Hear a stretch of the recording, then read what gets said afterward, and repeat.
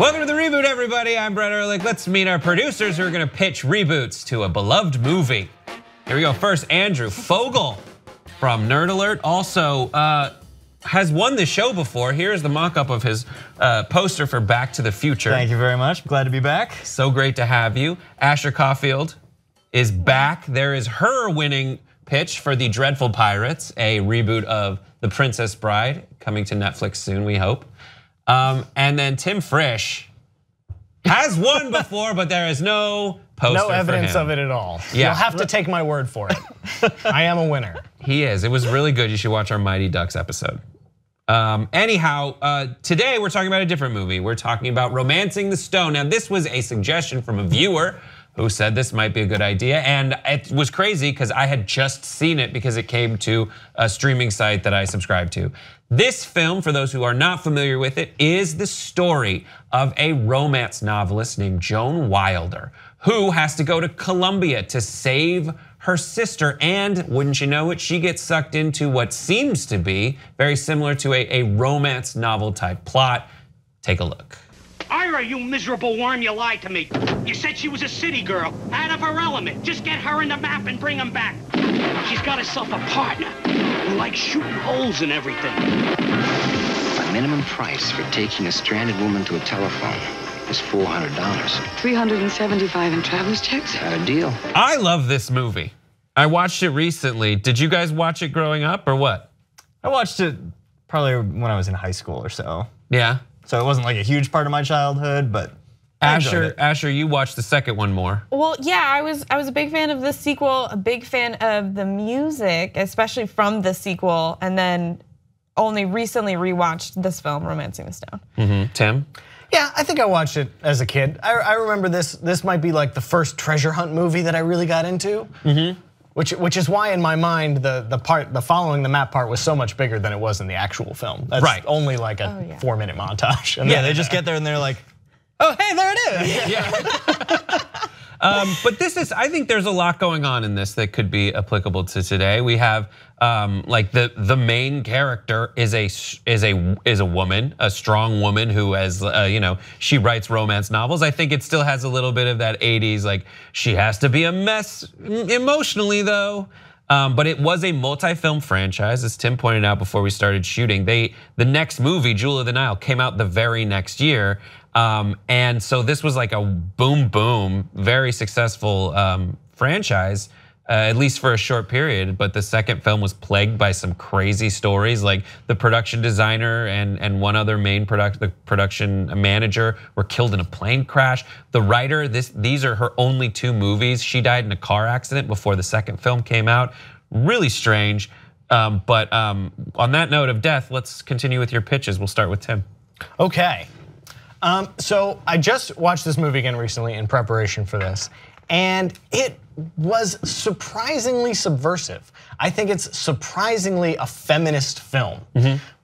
I didn't realize that Joan, over the course of this movie, like she steals the car, she talks her way out of trouble, she kills the villain at the end, the main antagonist, by herself without any help from Jack Colton. So like, his presence there is just the romance storyline and his own sort of redemption, but not really. Okay. Because he's a con man from, he wants the easy way out, you know? He's not a reprehensible character, but a loner, a lazy guy, just wants to make a quick buck so he can get on his boat. So I want to lean into that idea. I want to. Good lean in reference. Yeah, thanks for using that phrase. Oh, I don't even know what joke I made. Really? Lean in is like a book by Sheryl Sandberg or whatever. That's a new feminist thing, to lean into all your then I challenges. did know and So that planned was it all good. along. So let's have a Joan Wilder that hits all the same growth beats. She starts off unsure of her life, and she can't find love, and she doesn't know why. She seems, she's got her cat, she's got her apartment, she's got her life, but she's got no excitement, and she is thrust into this adventure, and it doesn't matter. And it doesn't really matter where she goes. If you want to be safer, then this time it's in India. If you want to be a little more on the nose, you send her to like a Middle Eastern region where women are really second-class citizens. Gotcha. And then, her strength of finding herself is all the more in the face of the establishment. Okay. And then you have the Jack Colton character, played by typical macho whatever, and he's got all the same beats. He wants a thing, and he's gonna use her to what end, and maybe they have a romance. And I also wanna dial up the Danny DeVito storyline. The con men that really have nothing to do with the film at all. They're just sort of there. They don't end up helping them. They don't end up being antagonists. They don't really affect the plot at all. They're just there for comic relief. Right, So at the end, doesn't there like, you and your sister can go? Like, that's it. I'll send the boat back. When? Soon. How soon? Very soon. Ira! So I want those characters to matter. I want them to drive the plot a little bit. Okay. And the point where I want that to happen is when they're escaping from the Colombian police and then the Mounties, who we never saw at all, show up for some reason. Put Danny DeVito's character back in the car as it goes over the waterfall. And now Joan and him have a little storyline getting back to Cartagena while Jack is off being Jack. Okay. So now we have a woman who has found her strength, who has done it all herself, and now this shriveling little con man who at the beginning of the movie really has this redemptive moment where he's like, hey, let's not do this. Kidnapping doesn't feel right. I don't want to do this. So he's a reluctant villain the whole time. But now in the presence of this strong, discovered woman, he falls in love with her. Okay. And he is the one that has to be drawn on this adventure with now discovered Joan Wilder. Interesting. So at the end of the movie, when she's given a choice between Jack Colton, who was only ever along for the ride for himself, right, and this con artist character, she chooses him. Right. The man who actually has a heart of gold buried in there somewhere and gets his own little redemption story. It's a PETA versus Gale type decision. Yeah, for those of you who she doesn't need a man, but she inadvertently finds a good one.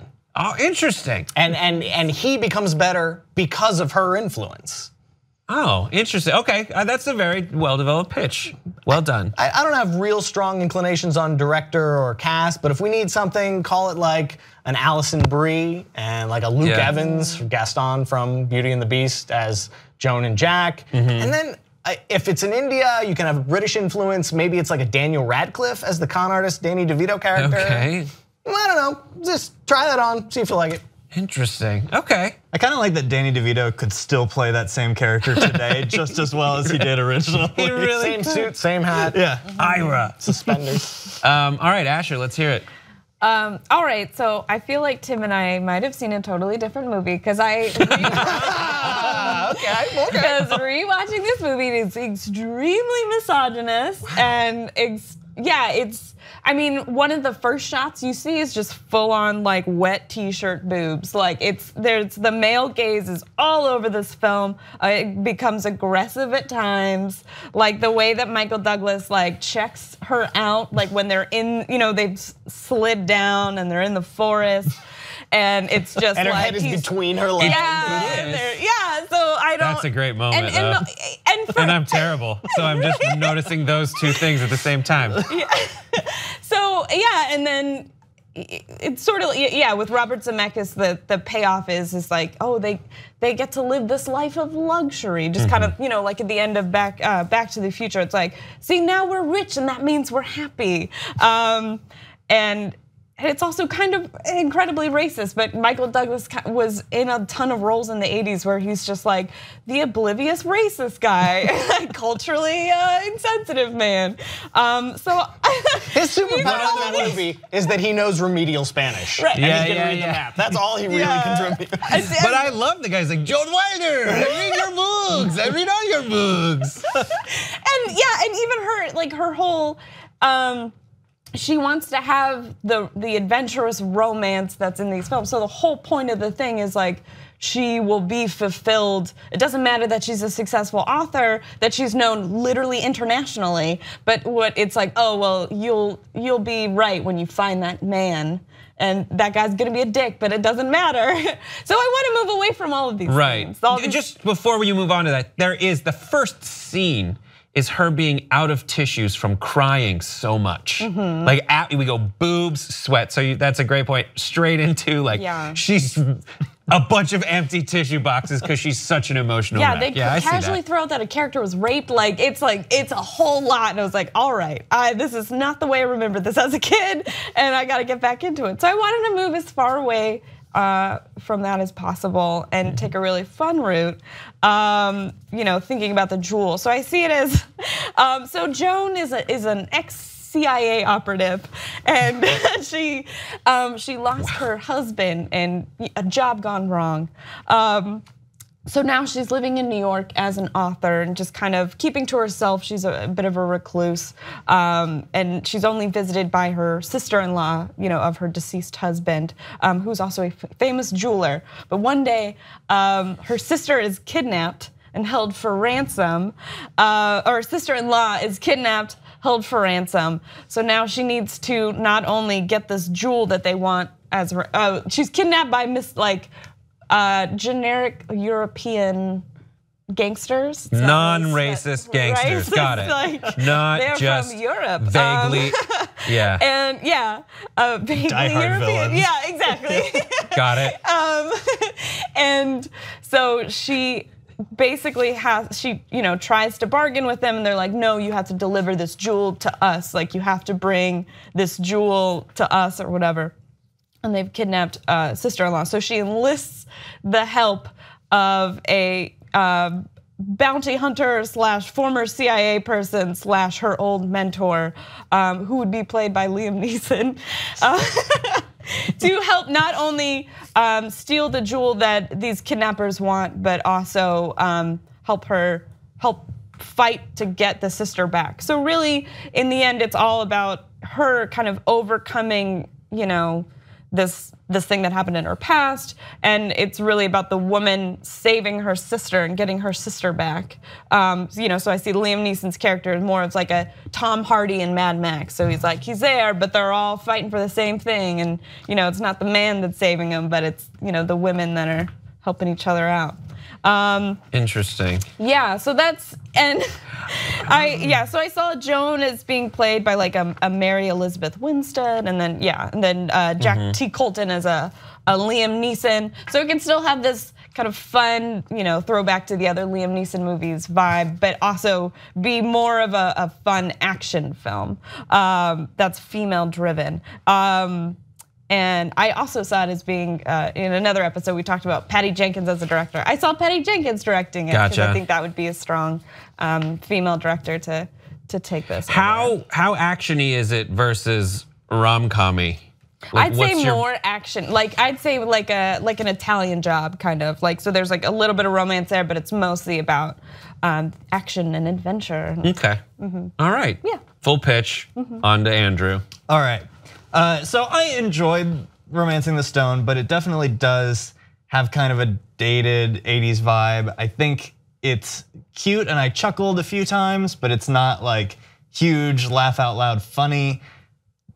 The action adventure stuff is entertaining, but it doesn't really feel like there's a lot of stakes as far as the danger being real. So I feel like all of the things that are great about that movie can just be amplified to make a really, really good movie. Because right now, the original feels like a little bit of just a second-rate Indiana Jones. Okay. And that's the criticism that I've heard the most from people about this movie.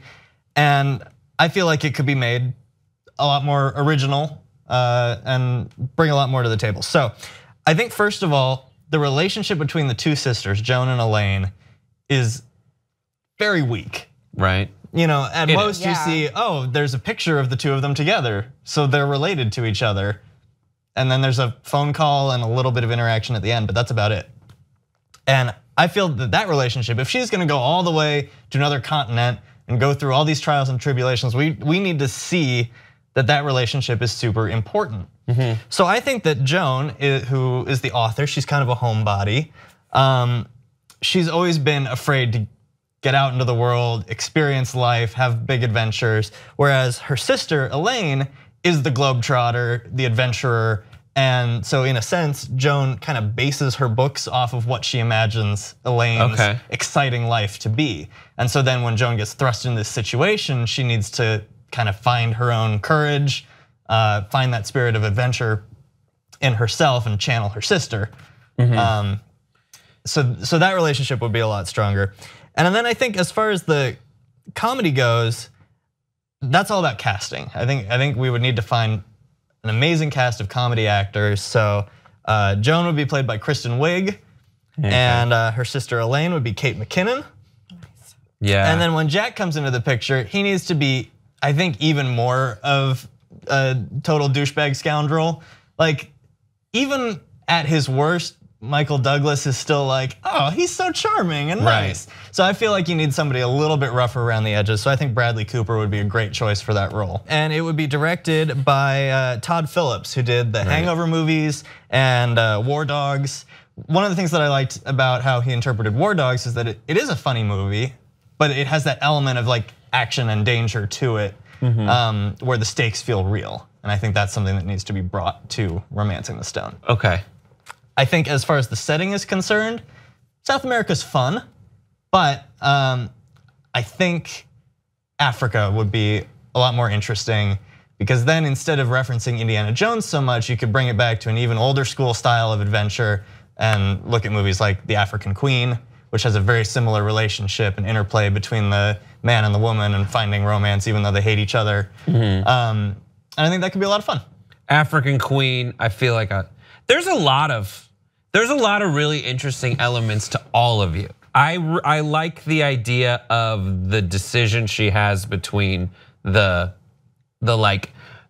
archetype of the like charming scamp, and then also like this really flailing con man, and her making that choice. I really like the idea of her not being an emotional wreck, but rather being someone who's been through something very traumatic. And I like the idea of the sister relationship being fleshed out more. So I want you guys to say, well, Andrew, why is yours better than theirs? I think mine would definitely appeal to a modern audience, our modern sensibilities of comedy and adventure, plus using some big stars that everybody loves. So I'm seeing a lot of like, I'll fix the cast, I'll fix the direct, the relationships, but what's the plot? Like you're saying we're going to Africa, is it the same, like there's a jewel and there's some bad guys out there? And I think that can be worked out, but I think if you're going to Africa, you got to address the whole blood diamond situation. So it's a blood diamond, African Queen, we're gonna see them on a river, wrapped in, anacondas. You got it. I guess that's the wrong continent, but large snakes. Okay, Asher, why is yours the best? I think it's the freshest take on the franchise. I think it brings something totally different, and I think it would be really, really fun. It could be a great international summer blockbuster. Yeah. So. Tim?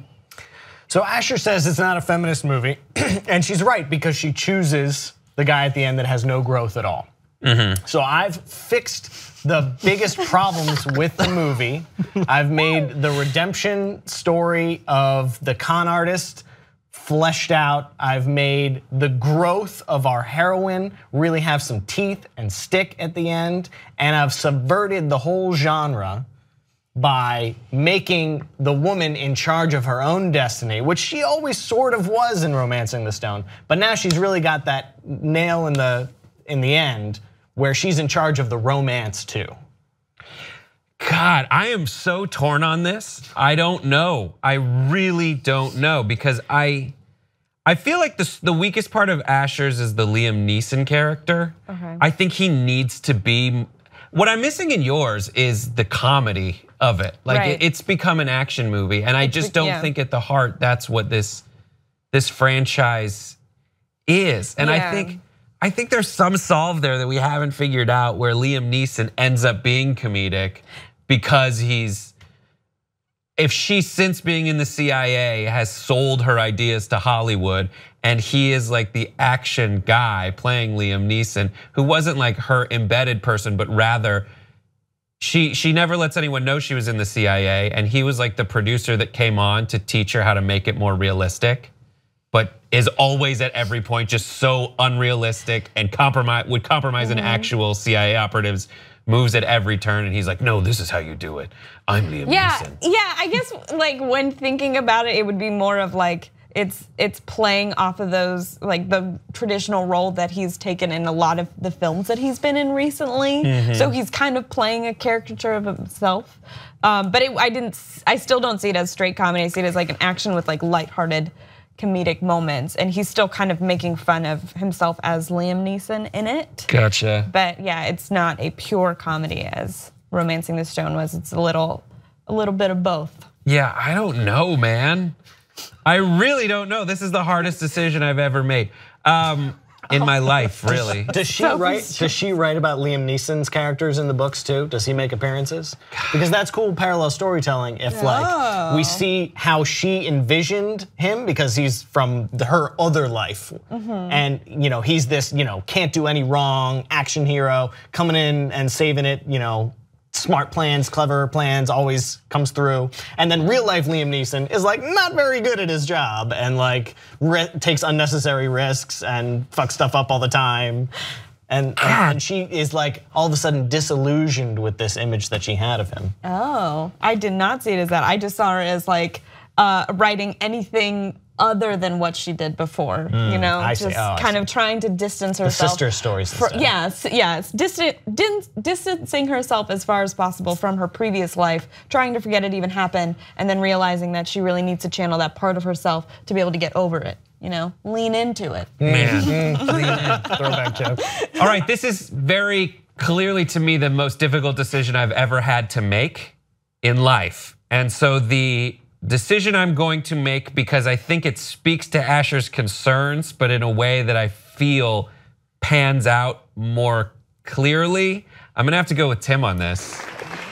The decision at the end, I think you personally really answered the question of why yours should win. So we're going with Tim's version of Romancing the Stone. Check it out in theaters soon. Thank you guys for joining us, and we'll see you next time on The Reboot.